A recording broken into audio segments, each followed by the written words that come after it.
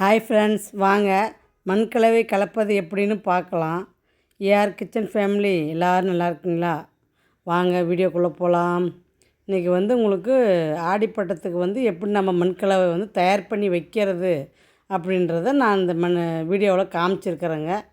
வீடியோவை ஃபுல்லாக பார்த்து நீங்களும் உங்கள் மாடி தோட்டத்தை இதே மாதிரி மண்கலவையை கலந்து வைங்க, நல்லா வருங்க.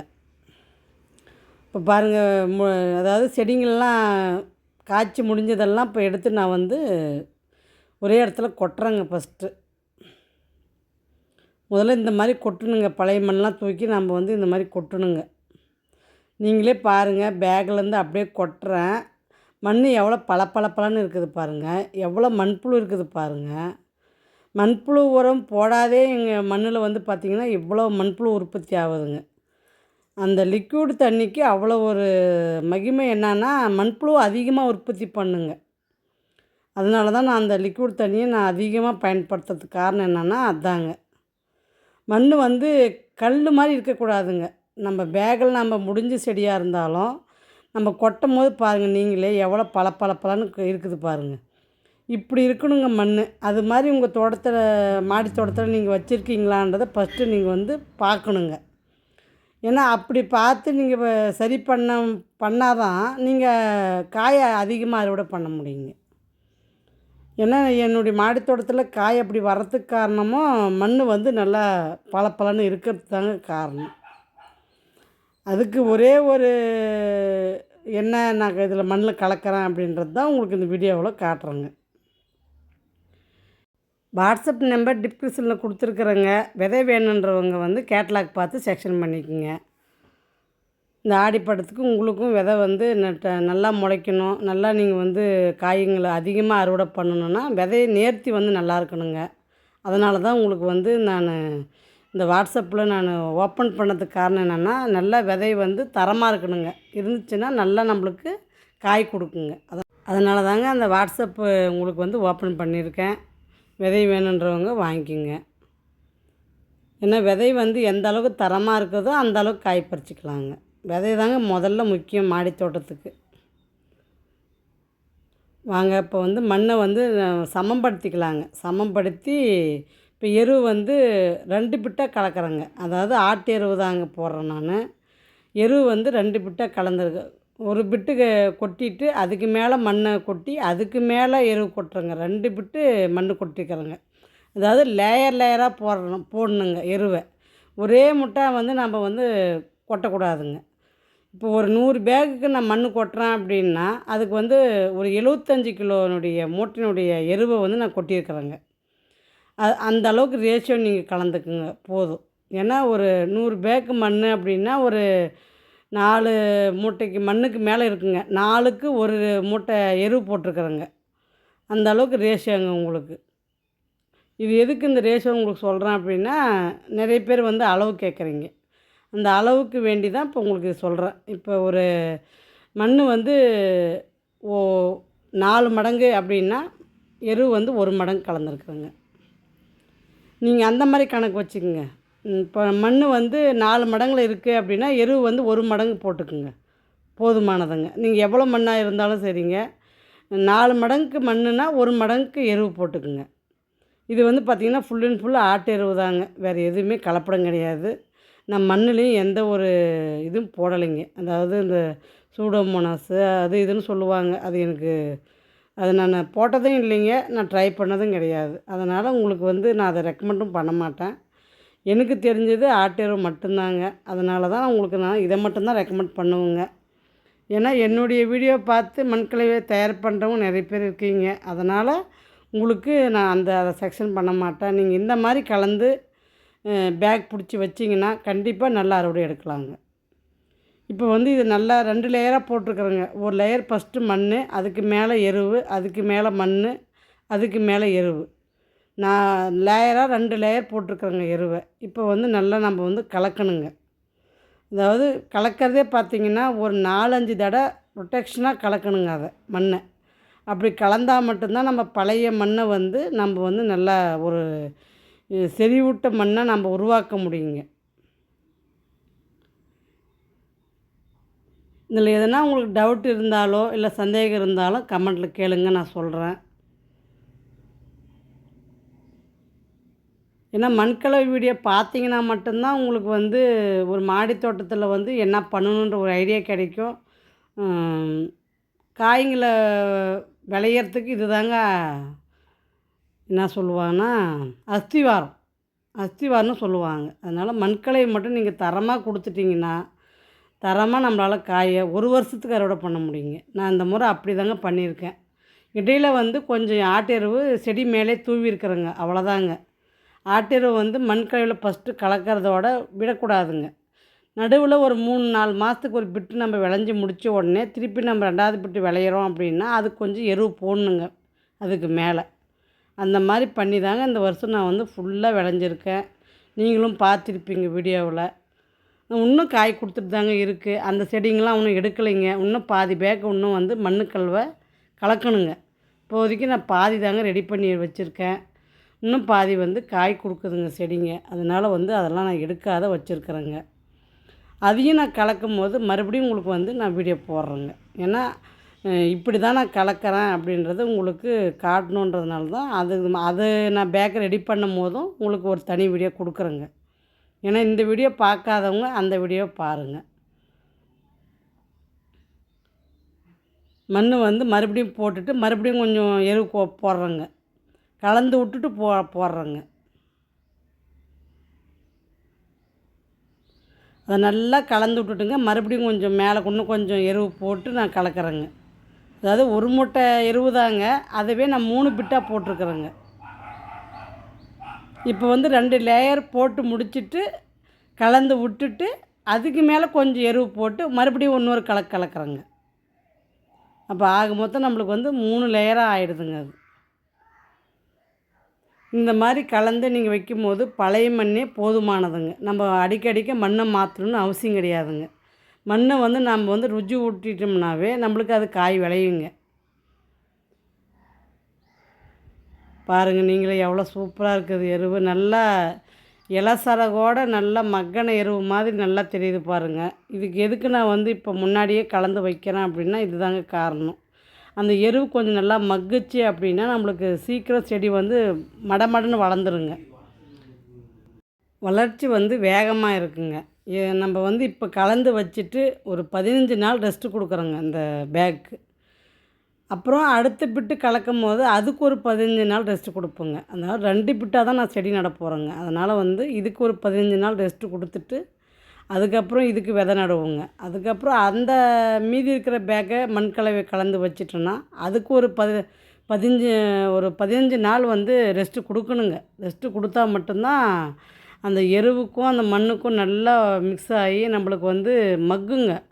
அப்போ தான் நம்மளுக்கு செடி வந்து நம்ம விதையை நட்டோம்னா வளர்ச்சியும் நல்லா வேகமாக இருக்கும், செடியும் நல்லா ஆரோக்கியமாக வளருங்க.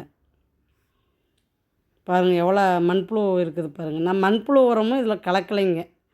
ஏன்னா மண்புழு உரம் போடணுன்னு இப்போ எனக்கு அவசியமே இல்லாத அளவுக்கு மண்புழு நிறைய இருக்குதுங்க. அதனால தான் நான் வந்து இந்த முறை மண்புழு உரம் கலக்கலைங்க. ஏன்னா போன வருஷம் நான் கலந்துருக்கிறேங்க, இந்த வருஷம் நான் கலக்கலைங்க. நிறைய இருக்குதுங்க மண்புழு.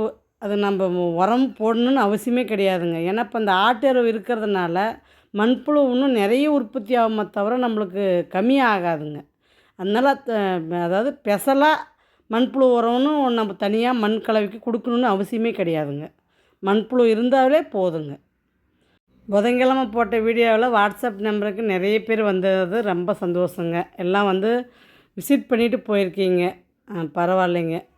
விதை வாங்கணும்னு எண்ணம் வரும்போது நீங்கள் வந்து வாங்கிக்கலாங்க. நிறைய பேர் வந்து பார்த்துட்டு போயிருக்கீங்க, ஆர்டரும் பண்ணி வாங்கியிருக்கீங்க. அதனால் வந்து எனக்கு ஒரு சந்தோஷந்தாங்க அது. இன்னும் புது புது விதைங்களாம் நான் வந்து அப்டேட் பண்ணுவேங்க. அதனுடைய விதைங்களையும் நம்ம வந்து விளையிறதையும் உங்களுக்கு காட்டுவோங்க. இந்த முறை வந்து நான் கேட்லாக்கில் இருக்கிற விதையை வந்து நான் வந்து விளைஞ்சி உங்களுக்கு வந்து அந்த காயை காட்டலான்ட்டு முடிவு பண்ணியிருக்கிறேங்க. அதனால் வந்து நீங்களும் விளையிறத பார்ப்பீங்க. அந்த காய்ங்களாம் நான் எப்படி விளைஞ்சி உங்களுக்கு அறுவடைக்கு காட்டுறேன் அப்படின்றத என்னுடைய வீடியோவை தொடர்ந்து பார்த்துட்டு வாங்க. கண்டிப்பாக உங்களுக்கு அது வீடியோவிலையும் வருங்க. காயை நான் வந்து விளைஞ்சி காட்டுவேன். காட்டும் போது உங்களுக்கே தெரியுங்க. கேட்லாக்கில் இருக்கிற காய் மண்ணில் நம்ம போட்டோம்னா இப்படி விளைஞ்சி இப்படி காய் கொடுக்கும் அப்படின்றத உங்களுக்கு வந்து நான் விளைஞ்சி காட்டலான்னு இந்த முறை இருக்கிறேங்க. அதனால தான் எல்லா கத்திரி நாற்றும் நான் வந்து இந்த வீடியோவில் நான் போட்டு காமிச்சிருக்கிறேங்க. என்னென்ன கத்திரி நாற்று நான் போட்டிருக்கேன் அப்படின்றத வீடியோவை ஃபுல்லாக பாருங்கள். ஏன்னா இது கொஞ்சம் லென்த்து தாங்க வீடியோ, வேறு வழி இல்லைங்க. இதை கட் பண்ணோம்னாலும் உங்களுக்கு வந்து ஏதாவது முழுசாக என்னால் வந்து எதையுமே சொல்லி முடிக்க முடியாதுன்றதுனால இதில் லென்த்தாக இருந்தாலும் பரவாயில்லன்னு சொல்லி இதை ஃபுல்லாக உங்களுக்கு வீடியோவை நான் முழுசாக காட்டியிருக்கிறேங்க. அதனால் விதை நடுறதுலேருந்து மண்கலவை வாரி வச்சு பேக்கில் வாரி வைக்கிற வரைக்கும் உங்களுக்கு வந்து ஃபுல் வீடியோ இதில் கொடுத்துருக்குறேங்க. வீடியோவை ஸ்கிப் பண்ண வேண்டாங்க, வீடியோவை ஃபுல்லாக பாருங்கள். பார்த்துட்டு எப்படி இருக்குதுன்றதை கமெண்ட் கொடுங்க. வாட்ஸ்அப்பில் விதை வாங்கினவங்களுக்கு இன்றைக்கி டெலிவரி பண்ணிவிட்டுங்க, உங்களுக்கு வந்துடுங்க, பார்த்து வாங்கிக்கோங்க. பாருங்கள் மண் எப்படி இருக்குது. மண்ணும் தரம் நல்லா இருக்குதுங்க. மண்புழுவும் நிறைய உற்பத்தியாக இருக்குதுங்க. எனக்கே இதெல்லாம் பார்க்கும்போது எனக்கே ஆச்சரியந்தாங்க. ஏன்னா இந்த முறை லிக்விட் தண்ணி அதிகமாக நான் பயன்படுத்தியிருக்கிறேங்க. அதனால் வந்து இவ்வளோ மண்புழுவான்னு எனக்கே ஆச்சரியமாக போயிடுச்சுங்க. போன வருஷம் நான் மண்கலவை கலக்கும் போது மண்ணில் இவ்வளோ புழுகு இல்லைங்க. இந்த முறை வந்து நிறைய லிக்விட் தண்ணியை நான் யூஸ் பண்ணியிருக்கேங்க காய்க்கு. அப்படின்னும் போது இவ்வளோ மண்புழு மண்ணில் பார்க்கும்போது எனக்கே ஒரு ஆச்சரியம். பரவாயில்ல, நம்மளுக்கு வந்து மண்புழு வந்து உரம் போடலையேன்னு கவலைப்பட்டுருந்தேங்க. ஆனால் அந்த கவலையவே இந்த மண்புழு வந்து போக்கிடுச்சிங்க. அப்படி தான் சொல்லணும். ஏன்னா நிறைய மண்புழு வந்து மண்ணில் இருக்குதுங்க. அதை பார்க்கும்போது அப்பாடி பரவாயில்ல, நம்ம மண்புழு போடணுன்னு அவசியமே இல்லை அப்படின்ற அளவுக்கு ஆயிடுச்சிங்க. இந்த மாதிரி தாங்க மண் கலவையை கலக்கணும். ஏன்னா எருவுங்களை போட்டுட்டு நம்ம வந்து மண்ணை போட்டு நான் அதுக்கு மேலே எருவு போட்டு அதுக்கு மேலே மண் போட்டு அதுக்கு மேலே எருவு போடுறது தாங்க இதுக்கு லேயராக போடுறது.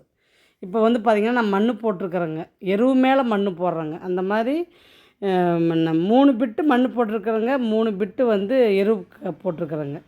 கலந்து நல்லா வந்து மண் வந்து ஒரே முட்டை கொட்டாத, மண் பாதி எருவு பாதி, மண் பாதி எருவு பாதி, அப்படி லேயராக போடுங்க. அந்த மாதிரி போட்டு கலக்கும் போது நம்மளுக்கு ஈஸியாக கலக்க வருங்க.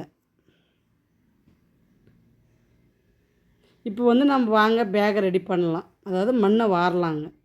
இப்போ வந்து நான் எதுக்கு இந்த செடிங்களை அதுக்குள்ளே போடுறேன் அப்படின்னா, இப்போ நம்ம விளைஞ்சினுடைய செடிங்களை வந்து நம்ம தூக்கி தொலைவாக போட வேண்டாங்க. அதை வந்து என்ன பண்ணுங்கள், பேகு கடியில் போட்டுருங்க. போட்டுட்டு அதுக்கு மேலே மண் போடுங்க. அதுவும் மக்கிக்கும், நம்மளுக்கு அதுவும் ஒரு உரமாயிடுங்க. அதாவது செடி தலைங்களை வந்து நம்ம தொலைவாக தூக்கி போடாதீங்க, பேகுக்குள்ளே போட்டு வச்சுருங்க. அதாவது ஒவ்வொரு பேக்கு ஒரு கொஞ்சம் தலை அப்படி போட்டு நீங்கள் மண் வாரும்போது உங்களுக்கு வந்து என்ன ஆகுதுன்னா, அந்த இலைச்சரகளோட அந்த மண் வந்து இன்னும் உயிரூட்டப்படுங்க, இந்த செறிவூட்டப்பட்ட மண்ணாக மாறிடுங்க. அதனால் இலைத்தலைங்களை வந்து நீங்கள் தொலைவாக போட வேண்டாங்க, அதையும் பேகுள்ளே போடுங்க. இப்போ 15 நாள் நம்ம வைக்கும் போது ஆட்டோமேட்டிக்காக அந்த இலைசரங்க வந்து அழகாக மக்கிக்குங்க. பெரிய பேக்கும் நான் இப்படி தாங்க மண் வாருவேன், சின்ன பேக்குங்களும் மண் இப்படி தாங்க வாருவேன். உங்களுக்கு எல்லாம் மண் வாரது ரொம்ப லென்த்தாக பை பூரா காமிக்க முடியாதுன்றதுனால அதை கட் பண்ணிட்டேங்க. ஏன்னா நிறைய லென்த்தாக போகுதுங்க வீடியோ. அதனால் வந்து நான் மண் வாரதை மட்டும் உங்களுக்கு வந்து ஒரு 3 பேக் மட்டும் காமிச்சிருக்கிறேங்க. பாருங்கள் மண்புழு எப்படி மேலே இருக்குது பாருங்கள். எருவு பாருங்கள், சமக்கு சமனாக எருவு இருக்குது பாருங்கள். இப்படி தான் மண்கலவை இருக்கணுங்க. உங்கள் மண்கலவையும் இப்படி தான் இருக்குன்ற மாதிரி நீங்கள் பார்த்துக்குங்க. இப்படி தோண்டினாவே மண்புழுவுங்க, அந்த அளவுக்கு மண்புழு நிறையவே இருக்குதுங்க. நீங்களே வீடியோவில் பாருங்கள். என்னுடைய மண்கலவை வீடியோ எப்படி இருக்குதுன்றதை கமெண்ட்டில் சொல்லுங்கள். லைக் பண்ணுங்கள், ஷேர் பண்ணுங்கள், சப்ஸ்கிரைப் பண்ணுங்கள். அங்கே விதை நடலாம், கத்திரிக்காய் விதை நடலாங்க. இது வந்து பார்த்திங்கன்னா பெரிய ரக கத்திரிக்காய்ங்க, அதாவது பெரிய காய் வைக்கும் பாருங்கள், டிபார்ட்மெண்ட் ஸ்டோர்லாம் கிடைக்கும் பாருங்கள், அந்த ரகங்க இது. அது ஒரு 5-6 விதை தூவி விட்றேங்க. ஏன்னா நம்ம பேக்கு வந்து பார்த்திங்கன்னா ஒரு 4 செடி எனக்கு இருந்தால் போதுங்க. இந்த ரகத்தில் 4-3 செடி தான் ஒவ்வொரு ரகத்துலையும் நட போகிறேங்க. விதைக்கு மட்டும் எடுக்கிறதுக்கு தாங்க நடுறேன். இது வந்து பார்த்திங்கன்னா லாங் கத்திரிக்காய்ங்க, லாங் பப்புள் கத்திரிக்காய். பாருங்கள் மண் இந்த மாதிரி லைட்டாக தூவினாவே போதுமானதுங்க. இந்த முறை டம்ளர்லேயே எல்லா விதையும் விதைக்கிறேங்க. பச்சை கத்திரிக்காய்ங்க இது, அதாவது லாங்லேயே பச்சைங்க.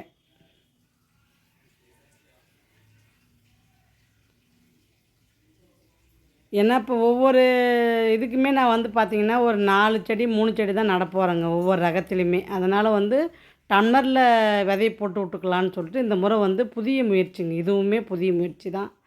நான் பேக்கில் தான் போட்டு விடுவோங்க. இந்த முறை வந்து டம்ளர்லேயே போட்டு விட்டுலான்னு இதில் போடுறேங்க. இதுவும் பார்த்திங்கன்னா பிக் பிரிஞ்சாலுங்க. அதாவது பிளாக் பியூட்டிலே வந்து ரவுண்டுங்க இது.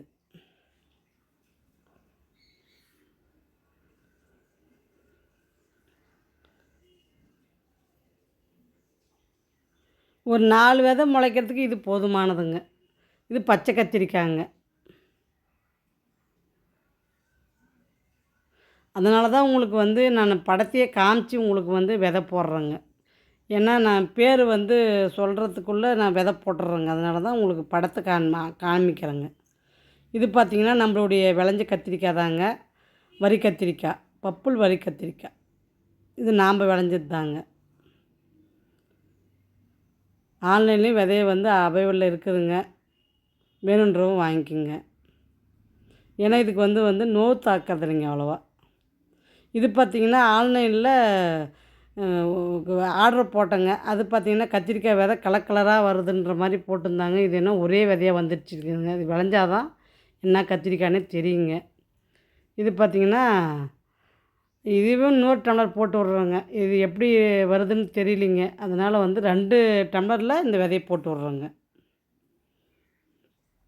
ஒரே விதைய 2 டம்ளரில் போட்டு விட்றோங்க.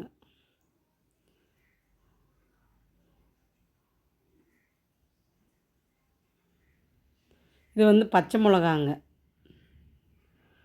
பச்சை மிளகாய் நம்ம நாற்று விட்டு நட்டு நம்ம பிடுங்கி நட்டோம்னா கொஞ்சம் நல்லா வருங்க. அதனால தான் அந்த முறை வந்து நாற்று விட்றோங்க. க்ரீன் சில்லி இது என்ன ரகன்றது போடலைங்க. வெறும் க்ரீன் சில்லின்னு மட்டும் கொடுத்துட்டாங்க. இது வந்து கொடை மிளகாங்க. குடமிளகாவும் இந்த டைம் வந்து ட்ரை பண்ணலான்ட்டு இருக்கிறேங்க. அதனால் வந்து கொடை மிளகாயும் போட்டு வைக்கிறேங்க.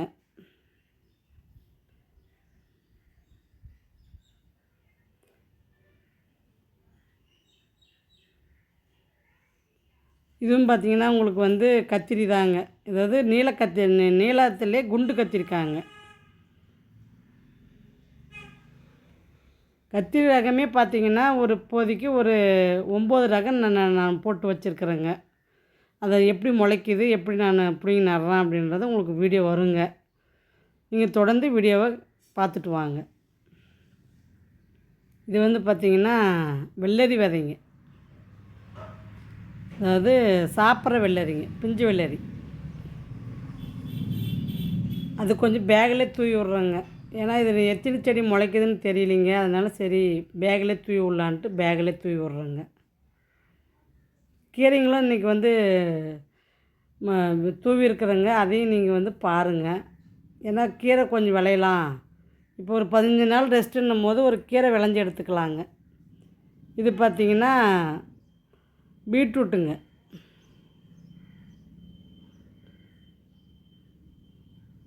பீட்ரூட்டா பாலக்கீரையான்றது வந்தால் தாங்க எனக்கே தெரியும். ஏன்னா இது என்ன விதைன்றத நானும் மறந்துட்டேங்க. அதனால் வந்து பார்க்கலாம் என்ன விதையாக வருதுன்றது முளைச்சா தெரிஞ்சிருங்க. ஏன்னா இது ஆன்லைனில் வாங்கின விதைங்க. அதனால என்ன விதைனே தெரியலிங்க. இது பார்த்திங்கன்னா பாலக்கீரைங்க. இது பார்த்திங்கன்னா விதையே பார்த்திங்கன்னா வித்தியாசமாக இருக்குதுங்க பாலக்கீரை. இது என்ன எப்படி விதை கீரை வருதுன்றது தெரியல. சரி அதாவது ஃபஸ்ட் டைம் நான் ட்ரை பண்ணுறேங்க இந்த கீரையை. பார்க்கலாம் எப்படி வருதுன்னு பார்க்கலான்னு போடுறேங்க. எல்லாமே ஒரு புதிய முயற்சி தாங்க. இந்த ஆடிப்பட்டமே எனக்கு வந்து ஒரு புதிய முயற்சி.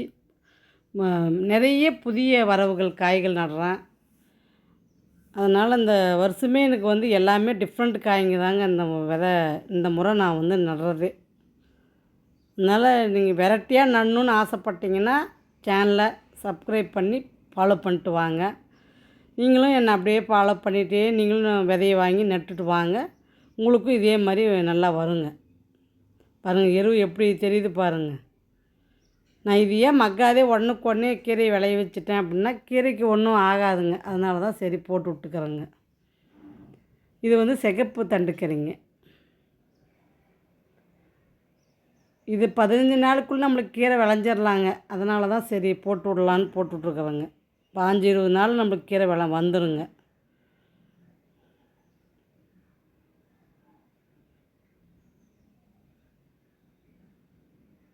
வாங்க நான் எப்படி மண் வாரி வச்சுருக்கேன் அப்படின்றத உங்களுக்கு காட்டுறேன். இப்படி தாங்க எல்லா பேக்கையும் வாங்கி வச்சுருக்கேன்.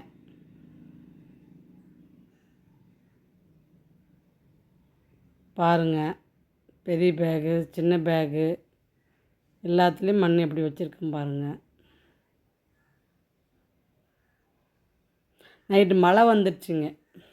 நான் காலையில் தான் இதை வந்து எடுத்தேங்க. ஏன்னா டைம் ஆகிடுச்சிங்க. நேற்று வாரி வச்சுட்டு கீழே இறங்கிறதுக்கு டைம் ஆகிடுச்சிங்க. அதனால் வீடியோ வந்து கிளாரிட்டி வராதுன்றதுனால காலையில் வந்து எடுத்துக்கலான்ட்டு போய் படுத்துட்டேங்க. இப்போ வந்து காலையில் வந்து பார்த்தா நைட்டு மழை வந்திருக்குதுங்க. பூரா நனைஞ்சு போயிருக்குதுங்க பேகுங்கெலாம். சரி பரவாயில்லன்னு உங்களுக்கு காட்டுறேங்க நான். இவ்வளோ பேகு நான் இப்படி மண் வாரி வச்சுருக்கேன் அப்படின்றத இந்த வீடியோவில் உங்களுக்கு காமிச்சிருக்கிறேங்க. பார்த்துட்டு எப்படி இருக்குதுன்றதை கமெண்ட் கொடுங்க. இந்த மாதிரி பேகை அரை பேக்காக வாரி வச்சுக்கணுங்க மண்ணை. இதுலேயும் ஒரு ட்ரிக்ஸ் இருக்குதுங்க. ஏன்னா நம்ம செடி நட்ட பின்னாடி நல்லா வளரும் போது ஒரு நடுவில் ஒரு கை வந்து எருவு தூவறதுக்கு நம்மளுக்கு இடம் வேணுங்க. அதனால் வந்து பேகு ரப்பரை மண் வாரி வைக்கக்கூடாதுங்க. 3/4 பாகம் வச்சுக்கணுங்க. 3/4 பாகம் இருந்தோம்னா தான் நம்ம கலரத்துக்கு எல்லாத்துக்கும் சௌகரியமாக இருக்குங்க. அடுத்த வீடியோ வெள்ளிக்கிழமை வருங்க. பாருங்கள். பாய்.